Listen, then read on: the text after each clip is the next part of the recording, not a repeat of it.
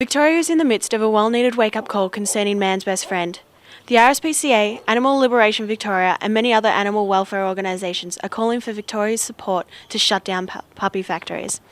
At the forefront of these movements are the RSPCA's Close Puppy Factories campaign and Oscar's Law. These animals are living in appalling conditions and being treated without a care for their physical, psychological or social welfare. Dogs are living in raised cages, living in their own faeces. Recent cases that we've been to, the animals haven't been outside of large sheds, so never seen daylight. Minimal veterinary care. With the increase in demand for designer breeds like the Spoodles and things like that with the long coats, not being regularly cleaned or groomed, their conditions of their coats become very matted, so they can live in pain with the weight of the matted fur hanging from them. We've found one dog that had a broken leg in the cage that couldn't access food and water, and 9 times out of 10 these puppy factories, the farmers will just kill the dogs rather than spend money on a vet. Many of these animals are being sold too young and have developed behavioural problems. Animal experts have said that puppies need socialisation between 3 and 17 weeks of age, or they may act with fear, anxiety or aggression towards other animals and people.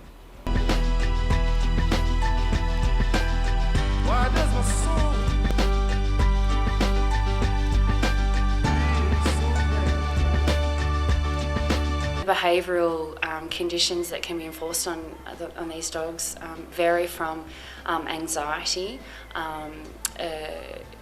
Dog aggression is another one that is quite common because they don't get a lot of human contact, so therefore they're scared of humans. And then they act out on that.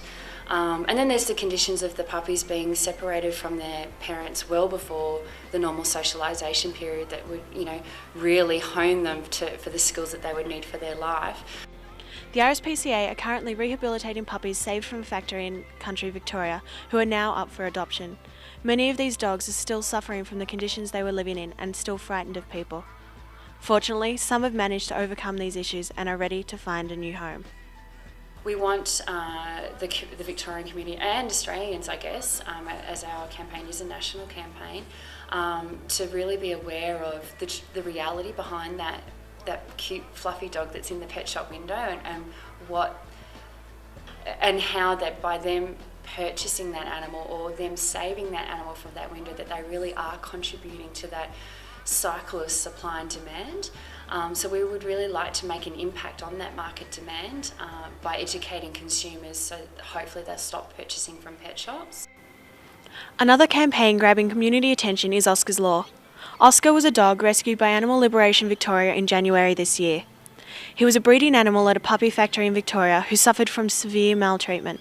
Yeah, Oscar was a dog we rescued from a puppy farm in central Victoria in January this year, and Oscar suffered a variety of physical injuries.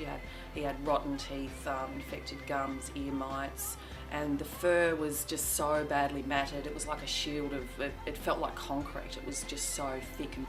Oscar's Law is campaigning for the abolishment of factory farming dogs, the banning of sales of animals from pet shops and online, and are insisting the government run a proper campaign on responsible animal care. Deborah Tranter is the head of Oscar's Law and has saved countless dogs, and 3 of those dogs, rescued dogs, are living with her at home.